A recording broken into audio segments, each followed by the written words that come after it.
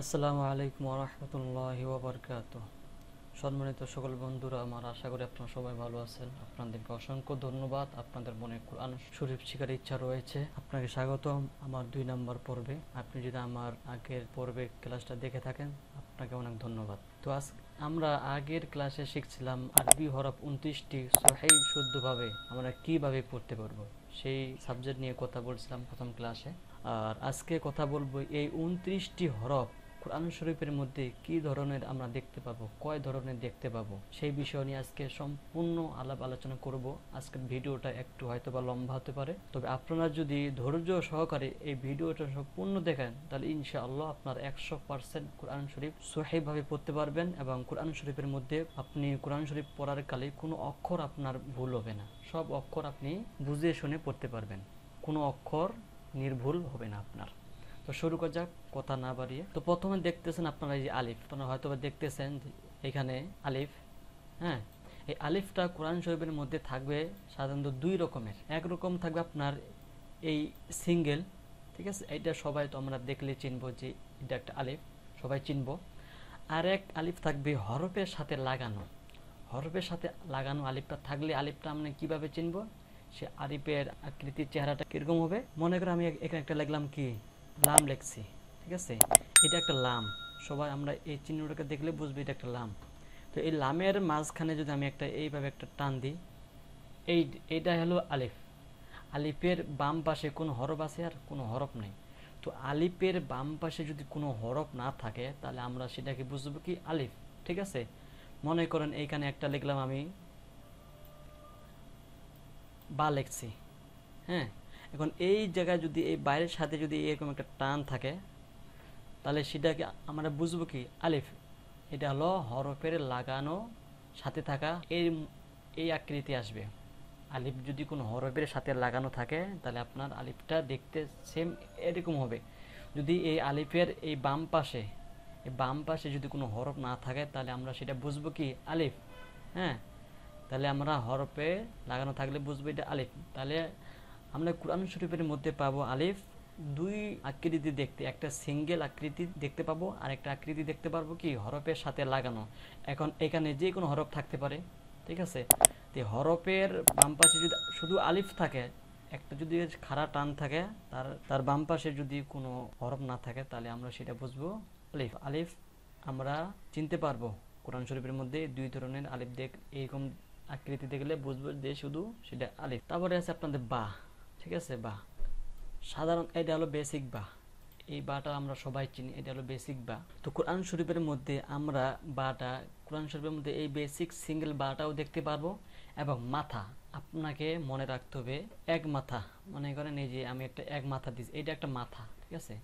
এই এক মাথার নিচে যদি এক নক্তা হয়, দেখেন এক মাথার নিচে আমি এক নক্তা দিচ্ছি, এই এক মাথার নিচে যদি এক নক্তা হয়, তাহলে বুঝবো কি আমরা ওইটা বা। হ্যাঁ, এক মাথার নিচে এক নক্তা হলে বা।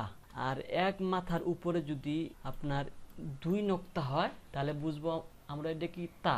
এক মাথার উপরে 2 নক্তা থাকলে তা। আপনাদেরকে সবসময় মনে রাখতে হবে যে এক মাথা কোনটা।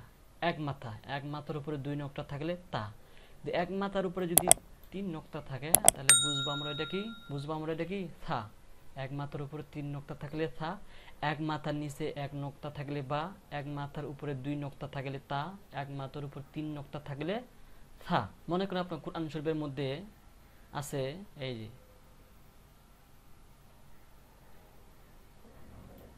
এই ধরনের যদি থাকে, মনে করেন এই একটা মাথা, এই একটা মাথা, এই একটা মাথা, এই মাথার নিচে আছে আপনার এক নক্তা, এই মাথার উপরে আছে আপনার 2 নক্তা, এই মাথার উপরে আছে আপনার 3 নক্তা, তাহলে আমরা এই এই এই ধরনের এই আকৃতি যদি কোরআন শরীফের মধ্যে দেখতে পাই, তাহলে আমরা বুঝবো এই অক্ষরটার নাম কি বা, এই অক্ষরটার নাম কি তা, এই অক্ষরটার নাম কি সা।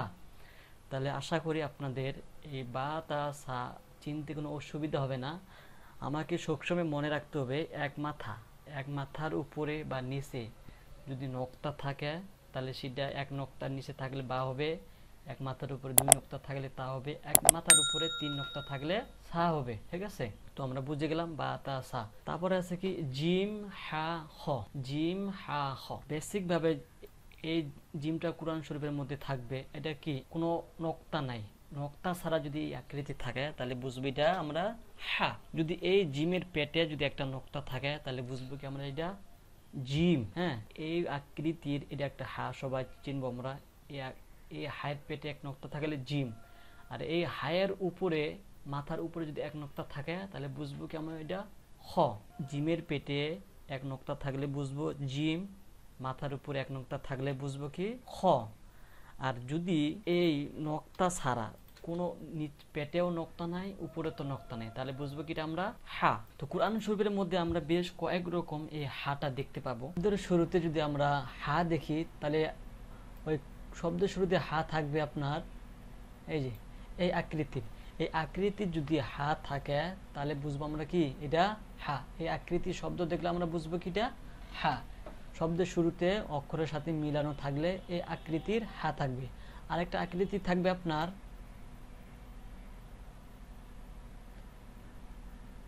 এই যে এই আকৃতি যদি শব্দ শুরুতে থাকে তাহলে আমরা বুঝবো কি এটা হা।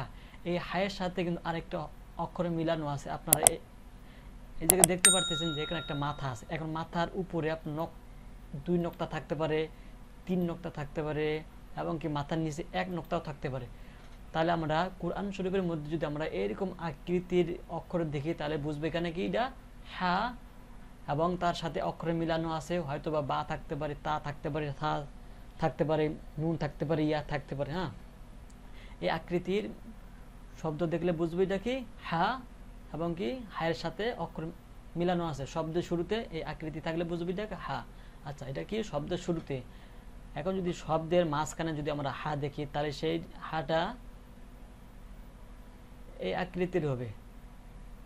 হ্যাঁ, এই যে এই যদি এই আকৃতি যদি কোনো অক্ষর দেখি তাহলে বুঝবো কি এটা হা, এবং হায়ের সাথে একটা মাথা লাগানো আছে। তো হায়ের সাথে মাথা লাগানো থাকলে ওটাও কি একটা হরফ। আপনি তা দেখতে পারেন, থা থাকতে পারে, বা থাকতে পারে, ইয়া থাকতে পারে। ঠিক আছে, এক কথায় শব্দের মাঝখানে যদি আপনার এরকম আকৃতি থাকে, শুধু কিন্তু হা না, হায়ের সাথে একটা কি মাথা লাগানো আছে, তাহলে বুঝবো এখানেও কি দুইটা অক্ষর আছে। হ্যাঁ, এই যে শুরুতে যে দুইটা অক্ষর আছে, হায়ের সাথে একটা অক্ষর লাগানো, মাঝখানেও এই আকৃতি থাকলে বুঝবো এখানে দুইটা অক্ষর লাগানো আছে। আচ্ছা, আর আকৃতি থাকতে পারে যদি শুধু শব্দের মাঝখানে হা থাকে তাহলে দেখতে হবে আমার এরকম, এই যে এরকম। শব্দের মাঝখানে যদি হা থাকে তাহলে শুধু দেখতে হবে এরকম হাটা। আশা করি বুঝতে পারছেন। শব্দের শুরুতে এই আকৃতি শুধু যদি হা থাকে তাহলে দেখতে হবে এরকম। শব্দের শুরুতে যদি হায়ের সাথে কোনো অক্ষর মিলানো থাকে তাহলে দেখতে হবে এরকম। শব্দের মাঝখানে যদি হায়ের সাথে কোনো অক্ষর মিলানো থাকে তাহলে দেখতে হবে এই আকৃতির। শব্দের মাঝখানে যদি শুধু হা থাকে তাহলে দেখতে হবে এই আকৃতির।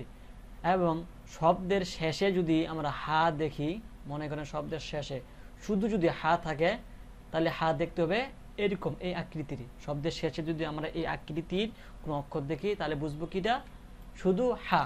আবার আরেক আকৃতির আমরা শব্দের শেষে দেখব, এই শব্দের শেষে যদি আমরা এই আকৃতির হা দেখি তাহলে বুঝবো কি এই যে এইখানে যে একটা হায়ের সাথে অক্ষর মিলানো আছে, সেম এইখানেও একটা হায়ের সাথে অক্ষর মিলানো আছে। এই দেখেন একটা এখানে কি মাথা আছে বিধায় এটা শুধু হা হবে না, এটা শুধু হায়ের সাথে একটা অক্ষর মিলানো আছে। এখানে থাকতে পারে নুন, থাকতে পারে তা, থাকতে পারে বা। আশা করি বুঝাতে পারছি আপনাকে। ঠিক আছে, আরেকটা আকৃতি থাকবে শব্দের মাঝখানে, সেটা স্যাম্পল, যে আপনার এই যে এই আকৃতি যদি হা থাকে তাহলে বুঝবো সেটাও কি হা। এটা বেসিক হায়ের যে মাথাটা, ওই মাথার সাথে এটা কিন্তু এক সমান আছে। ঠিক আছে, ওই মাথার সাথে ম্যাচিং করে এই মাথাটাকে ম্যাচিং করে আছে। এই আকৃতি যদি অক্ষর থাকে তাহলে বুঝবো কি এটাও হা। তাহলে কোরআন শরীফের মধ্যে আমরা হা পাবো কয় রকমের? এই যে সিঙ্গেল এক রকমের হা পাবো। তারপর শব্দের শুরুতে এই আকৃতির হা পাবো। শব্দের শুরুতে হায়ের সাথে অক্ষর যদি মিলানো থাকে তাহলে এই আকৃতির হা পাবো। শব্দের মাঝখানে যদি শব্দের সাথে হা মিলানো থাকে তাহলে এই আকৃতির হা পাবো। শব্দের মাঝখানে শুধু যদি সিঙ্গেল হা থাকে তাহলে এই আকৃতির হা পাবো। শব্দ শেষে শুধু যদি হা থাকে তাহলে এই আকৃতির হা পাবো। শব্দের শেষে হায়ের সাথে যদি কোনো অক্ষর মিলানো থাকে তাহলে এই আকৃতির হা পাবো। শব্দের মাঝখানে শুধু এরকমও হা পাবো। তাহলে আমরা হা পাইতেছি কয় রকমের? বেসিক হা এক রকম, 2 রকম, 3 রকম, 4 রকম, 5 রকম, 6 রকম, 7 রকম, এই 8 রকমের আমরা হা দেখতে পাবো ইনশাআল্লাহ। আপনারা এগুলো ভালো মতো দেখলে আপনারা কোরআন শরীফ পড়তে আপনাদের কোনো অসুবিধা হবে না, আশা করি এটাও বুঝতে পেরেছেন। তারপরে আছে কি আমাদের ডাল, জাল, এটা হলো বেসিক ডাল, ঠিক আছে। এই ডালের সাথে যে অক্ষরগুলা কোনো হরফের সাথে মিলে না, ঠিক আছে, এই ধরনের অক্ষর আছে 7টা হরফ মুরাক্কাব হয় না। মুরাক্কাব মানে কি, একটা হরফের সাথে আরেকটা হরফ মিলবে না, এই পাশে যদি কোনো হরফ না মিলে তাহলে সেটা মুরাক্কাব হয় না, যদি এই পাশে যদি কোনো হরফ মিলে তাহলে সেই হরফটা মুরাক্কাব হয়।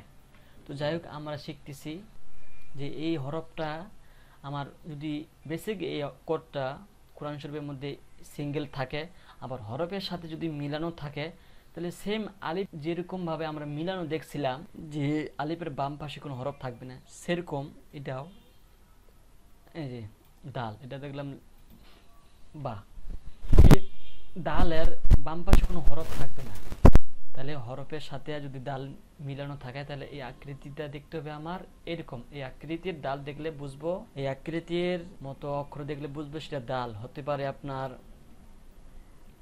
এই হরফের সাথে হতে পারে, ঠিক আছে, ডাল হতে পারে খয়ের সাথে, হতে পারে জিমের সাথে।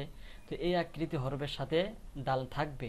তো এই আকৃতির আমরা যদি ডাল দেখি বা হরফের সাথে যদি এই আকৃতি যদি দেখতে পাই তাহলে আমরা সেটা বুঝবো কি ডাল, ঠিক আছে। সেম এখানে একটা নক্তা দিলেই হয়ে যায় জাল, নক্তা ছাড়া ডাল, নক্তা দিলেই জাল। আশা করি আপনারা বুঝতে পারবেন, ডাল জাল চিনতে পারবেন। তারপরে আছে কি র, র, এই রটা কিন্তু আপনার সেম আলিফ জাল ডাল সাথে মুরাক্কাব হয় না, এখানে দিলে কিন্তু আপনার এটা মুরাক্কাব হইতেছে না, ঠিক আছে। তো আলিফটাও আপনার হরফের সাথে যদি মিলানো থাকে তাহলে সেম দেখতে আপনার এই ধরনের হবে, এই যে র, ঠিক আছে, র। এই র এর বাম পাশে কোনো হরফ থাকবে না, রটা যখন হরফের সাথে মিলানো থাকবে তখন এই র এর বাম পাশে কোনো হরফ থাকবে না, কারণ এর বাম পাশে হরফ মিলানো থাকলে সেটা র হবে না, সেটা অন্য একটা শব্দ হতে পারে। হ্যাঁ, র, এর উপরে একটা নোক্তা থাকলে বুঝবো এটা যা, র যা। তাহলে কোরআন শরীফের মধ্যে আমরা দেখতে পাবো সিঙ্গেল র এবং হরফের সাথে মিলানো থাকলে এই আকৃতি দেখতে পাবো, ঠিক আছে। এখানে হতে পারে আপনার হায়ের সাথে মিলাইলাম, নুনের সাথে মিলাইলাম, এই র, হরফের সাথে যখন রটা মিলানো থাকবে তখন সে সব সময় শব্দের শেষে থাকবে, সব সময় শব্দের শেষে থাকবে। আর যদি র যদি শব্দ শুরুতে থাকে তাহলে শুধু সে সিঙ্গেল র থাকবে, এরকম শব্দের শুরুতে থাকলে সিঙ্গেল এ র থাকবে, শব্দের শেষে থাকলে র দেখতে হবে এই আকৃতির, ঠিক আছে। এইটার উপর একটা নোক্তা দিলে হয়ে যায় কি যা, র যা। আশা করি আপনার রটাও বুঝতে পেরেছেন। তারপর আছে কি আপনার সিন, এটা হলো আপনার বেসিক অক্ষর সিন। সিন হলো কি 3 মাথাওয়ালা, 3 মাথাওয়ালা অক্ষরের নাম কি সিন, 3 মাথাওয়ালা অক্ষরের নাম কি সিন। তো এই সিন, এই 3 মাথার উপরে যদি আমরা 3টা নোক্তা দিই তাহলে হয়ে যায় কি শিন, 3 মাথার উপরে 3টা নোক্তা থাকলে শিন। আপনার কোরআন শরীফের মধ্যে এই 3 মাথাওয়ালাই থাকবে, কোনো চেঞ্জ হবে না, শুধু এই তার সিনের যে একটা বডি আছে সেটা হয়তো বা না থাকতে পারে, যেমন এই যে সিন, যেমন এই যে 3 মাথা, 3 মাথার উপরে কোনো নোক্তা নাই, এই মাথার উপরে 2 নোক্তা, তাহলে এই আকৃতি থাকলে 3 মাথা আছে কিন্তু কোনো নোক্তা নাই, তাহলে বুঝবো কি আমরা এটা সিন। আর 3 মাথার উপরে যদি আমরা 3টা নোক্তা থাকে তাহলে বুঝবো কি আমরা শিন। মনে করেন যেটা যদি শব্দের মাঝখানেও থাকে, শব্দের মাঝখানে 3 মাথা আছে, 3 মাথার উপরে কোনো নোক্তা নাই, ঠিক আছে, 3 মাথার উপরে কোনো নোক্তা নাই তাহলে বুঝবো কি সিন। এখানে 3 মাথার উপর 3টা নোক্তা আছে, বুঝবো কি শিন। এখন এইটা একটা মাথা, ঠিক আছে, এটা দেখতে বার মতো, এই বাম পাশে কোনো অক্ষর নাই, তাহলে যদি মাঝখানে এই নক্তার হবে মাঝখানে, যদি কোনো অক্ষর থাকতো তাহলে এটা নক্তার হবে মাথার উপরে। তাহলে আমরা বুঝতে পারছি সিন শিন ইনশাল্লাহ চিনতে পারবো। সিন 3 মাথা, 3 মাথার উপরে 3 নক্তা থাকলে শিন, ঠিক আছে। আশা করি সিন শিনটাও বুঝতে পেরেছেন। তারপরে আপনার সোয়াদ দোয়াত, সোয়াদ বেসিক শব্দ হলো এইটা, ঠিক আছে। তো এই শব্দটা এটা কি সোয়াদ, সোয়াদের উপরে এক নোক্তা থাকলে দোয়াত। হ্যাঁ, সোয়াদের উপরে এক নোক্তা থাকলে দোয়াত। এখন আমরা কোরআন শরীফের মধ্যে দেখতে পাবো এই আকৃতি সোয়াদ শব্দের শুরুতে যখন সোয়াদ থাকবে তখন এই একটা সবসময় সোয়াদের সাথে একটা মাথা থাকবে। সোয়াদের সাথে একটা মাথা থাকবে, ঠিক আছে, সোয়াদের সাথে একটা সবসময় এই মাথা থাকবে। যদি এই সোয়াদে এই আকৃতি আমরা দেখতে পাই তাহলে সেটা কি আমরা চিনব সোয়াদ। এটার উপরে এক নোক্তা থাকলে বুঝবো কি দোয়াত। এটা কি শব্দের শুরুতে। যদি আমি শব্দের মাঝখানে সোয়াদ পাই তারপরেও সোয়াদের সাথে একটা সবসময় মাথা থাকবে। এই যে এটা ধরেন একটা বা দিলাম, এটা সোয়াদ, সোয়াদের সাথে একটা মাথা, মাথার উপর কোনো নোক্তা নেই, তাহলে বুঝবো কি এটা একটা সোয়াদ। ঠিক আছে, সোয়াদের উপরে এক নোক্তা থাকলে বুঝবো কি দোয়াত। শব্দের শুরুতে থাকলে এই আকৃতি দেখতে পাবো, শব্দের মাঝখানে থাকলে এই আকৃতি দেখতে পারবো। আর সিঙ্গেল দোয়াত থাকলে তো আমরা সবাই চিনতে পারবো। আশা করি আপনার সোয়াদটাও চিনতে পারবেন। তারপর আছে কি তজ, এটা হলো বেসিক। ঠিক আছে, এই আকৃতি দেখলে এই আকৃতিটার নাম কি ত, এই অক্ষরের নাম কি ত। এই তর উপরে একটা নোক্তা থাকলে বুঝবো কি জ, তোর উপরে একটা নোক্তা থাকলে বুঝবো জ। এখন কোরআন শরীফের মধ্যে আমরা শব্দের শুরুতে যদি ত দেখতে পাই তাহলে সে আকৃতির হবে এরকম। এই যে একটা লিখলাম, একটা নাম, ঠিক আছে, এটা কি ত। শব্দের শুরুতে ত থাকলে দেখতে এই আকৃতির হবে। এটা একটা মাথা, তোর সাথে মাথা নাই, এটা একটা যদি থাকে নোক্তা থাকে, যদি দুইটা নোক্তা থাকে তা। শব্দের শুরুতে ত থাকলে আকৃতি দেখতে হবে এরকম, আকৃতিটা দেখতে এরকম হবে, শুধু সিঙ্গেল একটা ত। এই ত এর সাথে তো সেম, ঠিক আছে। যদি শব্দের মাঝখানে যদি ত থাকে তাহলে সেই তটা দেখতে হবে কেমন, সেম একই ত। একই তো, একই তো। তো আর কোনো মাথা নাই, শুধু এই আকৃতিটা আপনাকে মনে রাখতে হবে যে একটা পাখা, হাত পাখা আছে, হাত পাখার মতো দেখতে ত। এই ত এর উপরে নোক্তা থাকলে বুঝবো কি এটা জ। আশা করি তটাও চিনতে পারবেন। তারপর আছে কি আইন। এই আইন তো আমরা সবাই চিনতে পারবো, এটা হলো বেসিক আইন। ঠিক আছে, আইনও কিন্তু আপনারা কোরআন শরীফের মধ্যে বেশ কয়েক রকম ভাবে দেখতে পাবেন। তো এই আইন, মাথাওয়ালা আইন, এই আকৃতির মতো অক্ষরটার নাম কি আইন। আইনের উপরে এক নোক্তা দিলে গইন। ঠিক আছে, এটা হলো সিঙ্গেল অক্ষর, বেসিক অক্ষর। আমরা যদি কোরআন শরীফের মধ্যে শব্দের শুরুতে আইন দেখি তাহলে সেই আইনটা দেখতে হবে এরকম, মাথা একই থাকবে। ঠিক আছে, মাথা একই থাকবে, শুধু তার এর নিচে যে বডিটা আছে সেটা থাকবে না, কিন্তু মাথাটা একই আছে। দেখেন আইন, ঠিক আছে। তারপরে একটা মাথা, এখানে আপনার ইয়া থাকতে পারে, নুন থাকতে পারে, ঠিক আছে, বা তা থাকতে পারে। তো শব্দ শুধু আইন থাকলে আমরা সেই আইনটা দেখতে এই আকৃতির হবে। এই আইনের উপরে এক নোক্তা থাকলে সেই আইনটা থেকে নোক্তা থাকলে হয়ে যাবে কি গইন। ঠিক আছে, তাহলে শব্দের শুরুতে। এখন শব্দের মাঝখানে যদি আমার আইন থাকে তাহলে আইনটা দেখতে হবে আমার এরকম,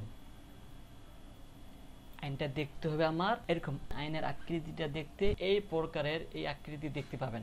যদি শব্দের মাঝখানে এই আকৃতির অক্ষর দেখেন তাহলে বুঝবেন ওই অক্ষরটা আইন।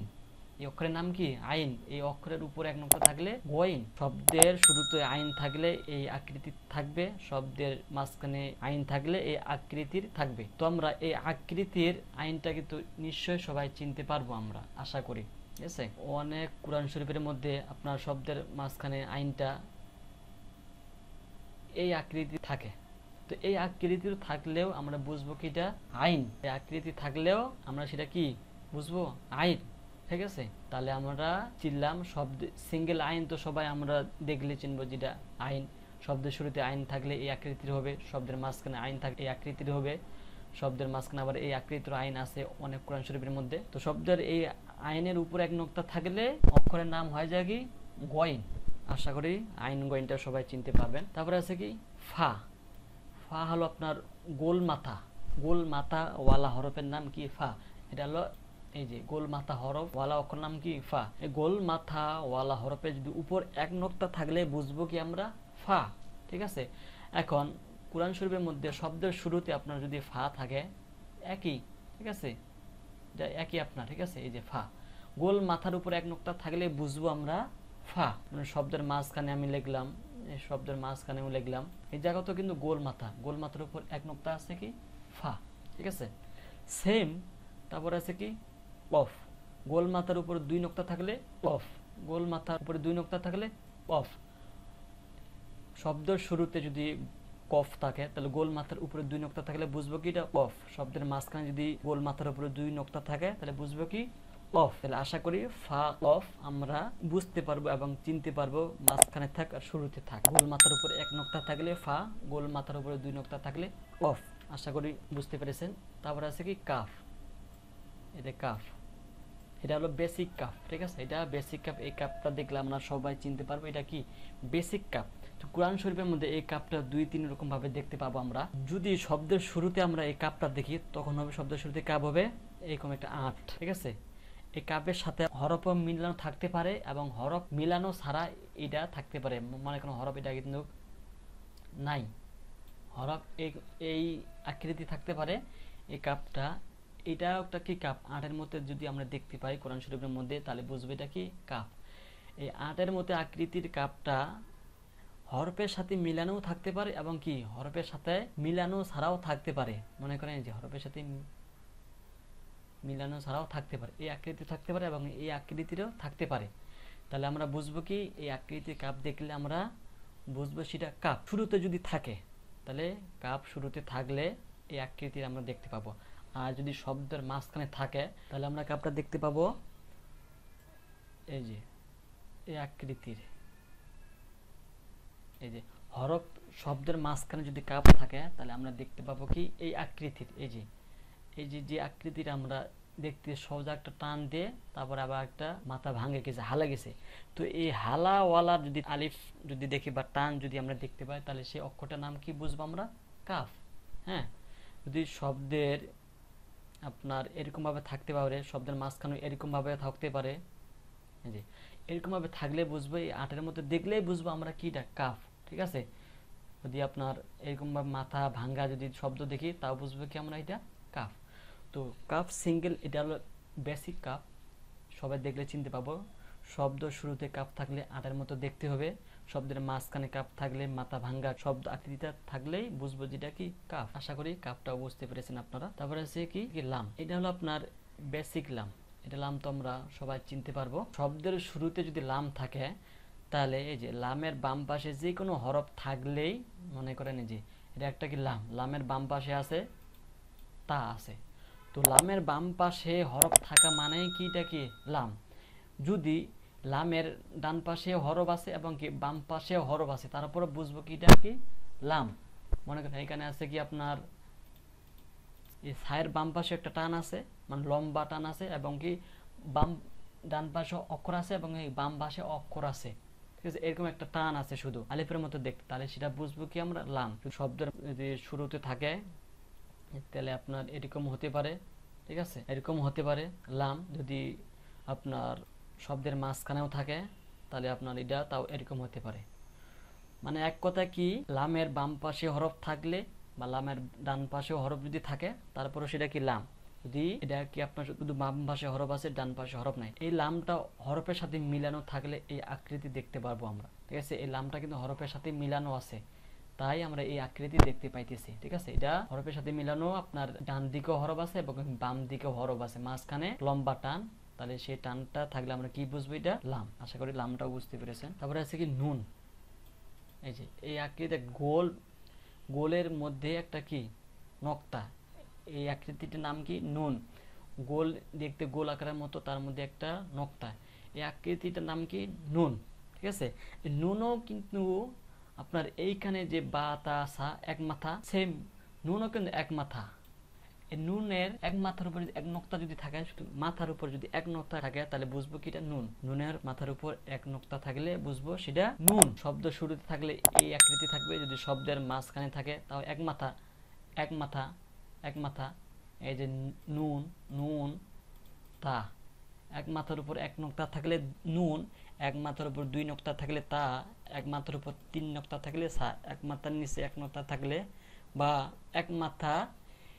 এক মাথার নিচে যদি 2 নক্তা থাকে তাহলে ইয়া, এই যে ইয়া। আচ্ছা ইয়াটা শিখাতেছি, নুনটাও আশা করি সবাই বুঝতে পারবো। তারপর আছে কি ওয়া, ওয়াটাও কিন্তু আপনার মুরাক্কাব হয় না, ওয়ার সাথে কোনো অক্ষর বাম পাশে মিলবে না, ঠিক আছে, এটা ওয়া। তো ওয়াটা সিঙ্গেল ওয়া কোরআন শরীফের মধ্যে আমরা এরকম ভাবে দেখতে পাবো। এই ওয়া শব্দটা যদি কোনো হরফের সাথে মিলানো থাকে তাহলে আমরা দেখতে পাবো সবসময় শব্দের শেষে। ওয়াটা যদি কোনো হরফের সাথে মিলানো থাকে তাহলে সেই ওয়াটা আমরা সবসময় দেখতে পাবো সবসময় শব্দের শেষে।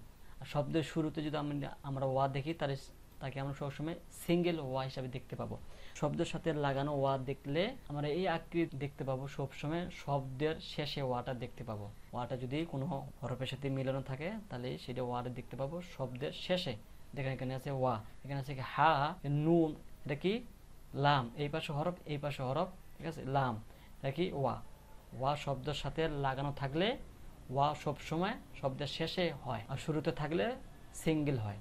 আশা করি ওয়াটা বুঝতে পেরেছেন। এই আকৃতির নাম কি ওয়া, একটা নাইনের মতো দেখতে, কি এটা ইংলিশে ওয়া। ওয়াটা বুঝতে পারছেন। আবার কি আছে হা। আচ্ছা, এটা হলো যে বেসিক হা। এই হাটা আমরা সবাই দেখলে বুঝতে পারবো এটা হলো কি ছোট হা।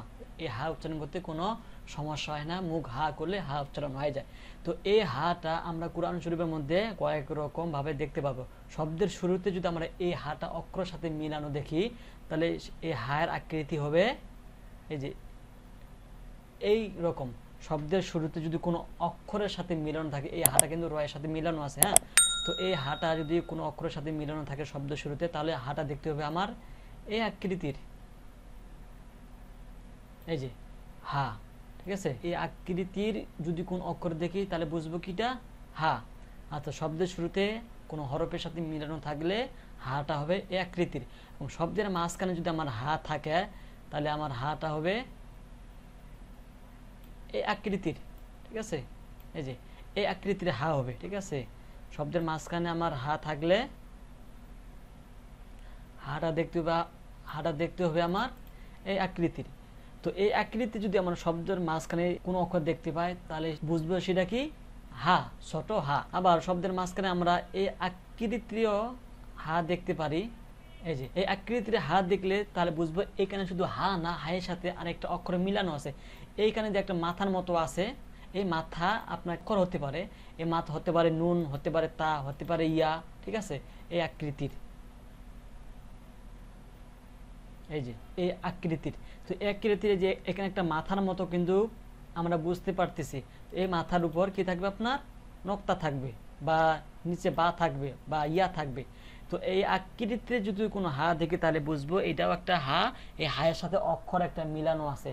শব্দের মাঝখানে যদি হায়ের সাথে কোনো অক্ষর মিলানো থাকে তাহলে দেখতে হবে এই আকৃতির। আর শব্দের মাঝখানে শুধু যদি হা থাকে তাহলে দেখতে হবে এই আকৃতির। শব্দের শুরুতে যদি এই ছোট হা থাকে তাহলে দেখতে হবে এই আকৃতির। আশা করি বুঝতে পারছেন। আর শব্দের শেষে যদি আমরা হা দেখি, মনে করেন এটা শব্দ শেষ, এই যে শব্দ শেষে হা দেখলে এই হায়ের আকৃতিটা হবে এই ধরনের, হ্যাঁ। শব্দের শেষে আমরা হা দেখলাম, এই হায়ের আকৃতিটা হবে এই ধরনের। আল্লাহর মধ্যে যে একটা লাস্টে হা আছে, তো এই ধরনের শব্দের শেষে আমরা এই হাটা দেখতে পারবো। এখন এই হায়ের উপরে যদি দুইটা নক্তা হয় তাহলে এই হাটা পরিবর্তন হয়ে তা হবে, ঠিক আছে। তখন এটা হা হবে না, নক্তা যদি হয় তাহলে তা হবে, আর যদি নক্তা না হয় তাহলে কি হবে হা হবে। আশা করি এই হাগুলো আপনি চিনতে পারবেন। তাহলে হা শরীফের মধ্যে আমরা কয় রকমের দেখতে পাবো। বেসিক হা এক ধরনের, শুরুতে থাকলে এই এক ধরনের, দুই ধরনের, মাঝখানে থাকলে এক ধরনের, হ্যাঁ। আর মাঝখানে হায়ের সাথে কোনো অক্ষরে মিলানো থাকলে এই এক ধরনের, 1 2 3 এই 4, ঠিক আছে। এই লাস্টে হা থাকলে এই এক ধরনের। তাহলে 5 ধরনের আমরা ছোট হা কোরআন শরীফের মধ্যে দেখতে পারবো। আশা করি বুঝতে পেরেছেন। সরি, আমি এই মিমটা বলতে ভুলে গেছি। আচ্ছা, মিম, এইটা হলো বেসিক মিম। এই মিমটা আমরা সবাই দেখলে বুঝতে পারবো এই অক্ষরের নাম কি মিম। এখন এই মিমটা আমরা কোরআন শরীফের মধ্যে শব্দের শুরুতে যদি থাকে তাহলে দেখতে কেমন হবে, এই যে এই আকৃতির হবে। শব্দের শুরুতে যদি মিম থাকে তাহলে আমার মিমটা দেখতে হবে এই আকৃতির, হ্যাঁ, এই আকৃতি, মিম নুন তা, ঠিক আছে।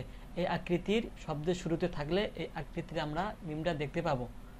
আশা করি বুঝতে পেরেছেন কি যে এই আকৃতির শব্দের শুরুতে দেখলে বুঝবো যেটা কি মিম। এখন শব্দের মাঝখানে যদি আমরা এখন মিম দেখি তাহলে মিমটা দেখতে হবে আপনার এই যে এই আকৃতির, ঠিক আছে। মনে তা, বা। এই যে শব্দের মাঝখানে যদি মিম থাকে তাহলে দেখতে হবে এই আকৃতির। তারপরে শব্দের মাঝখানে আরেক রকমের আকৃতি আছে আপনার, এই যে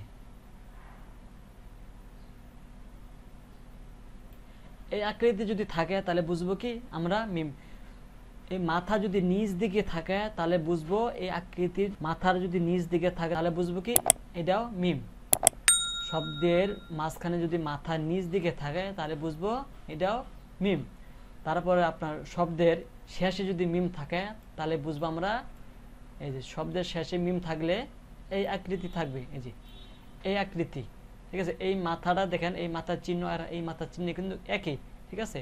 তো শব্দের শেষে মিম থাকলে আমরা এই আকৃতির মিম দেখতে পাবো। আরেক আকৃতির শব্দের শেষে মিম আমরা দেখতে পাবো, সেটা হলো এই যে এই আকৃতির আমরা শব্দের শেষে মিম দেখতে পাবো। তো এই আকৃতির মতো যদি আমরা কোন অক্ষর দেখতে পাই তাহলে বুঝবো কি ওই অক্ষরের নাম কি মিম। তাহলে মিম আমরা কোরআন শরীফের মধ্যে কয় রকম দেখতে পাবো? বেসিক মিম এইটা, এই আকৃতি দেখতে পাবো। শব্দের শুরুতে থাকলে এই আকৃতি দেখতে পাবো। শব্দের মাঝখানে থাকলে এই আকৃতি দেখতে পাবো। শব্দের মাঝখানে যদি নিচ দিকে গোল থাকে তাহলে এই আকৃতি মিম দেখতে পাবো। এবং শব্দের শেষে যদি মিম থাকে তাহলে এই আকৃতি আমরা দেখতে পাবো। আবার শব্দের শেষে যদি এই আকৃতির ওই অক্ষর থাকে তাহলে বুঝবো কি এটাও মিম। তাহলে কই আকৃতিটা মিম দেখতে পাইতেছি? এক আকৃতি, দুই আকৃতি, তিন আকৃতি, চার আকৃতি, পাঁচ আকৃতি, এই ছয় আকৃতি। ছয় আকৃতির আমরা মিম কোরআন শরীফের মধ্যে দেখতে পারবো। ইনশাআল্লাহ আপনারা বুঝতে পেরেছেন, মিম চিনতে পারবেন। তারপর আছে কি হামজা।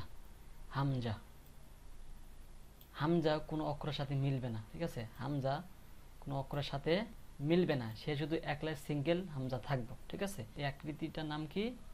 হামজা। এটা যদি আমরা সিধা দিকে দিই তাহলে এটা কি হয়?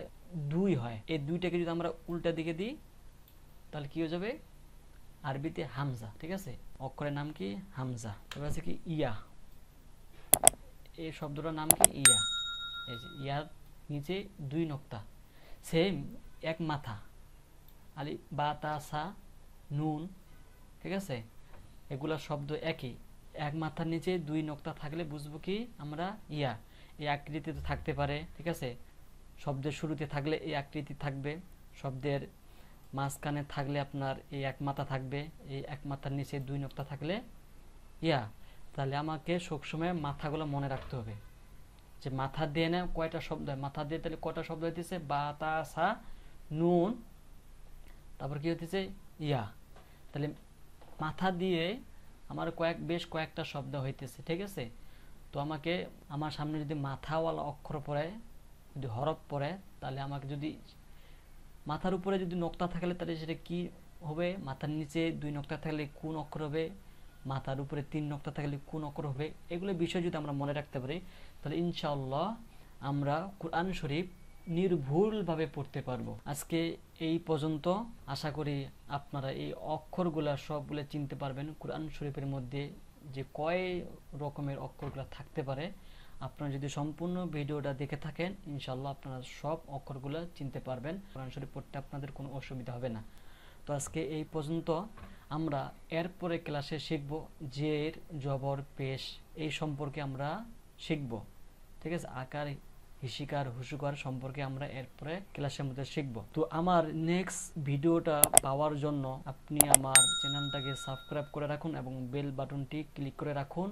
আমার নেক্সট ভিডিওটা আপলোড করার সাথে সাথে আপনার ইউটিউব নোটিফিকেশন সবার আগে চলে যাবে। আর আপনার বন্ধুদের মাঝে শেয়ার করুন, তারাও যেন এই পদ্ধতিতে কোরআন শিখতে পারে। লাইক করবেন, শেয়ার করবেন। কোনো প্রশ্ন থাকলে কমেন্ট বক্সে লিখবেন। সবাই ভালো থাকবেন আর আমার জন্য দোয়া করবেন। আসসালামু আলাইকুম ওয়া রাহমাতুল্লাহি ওয়া বারাকাতুহু।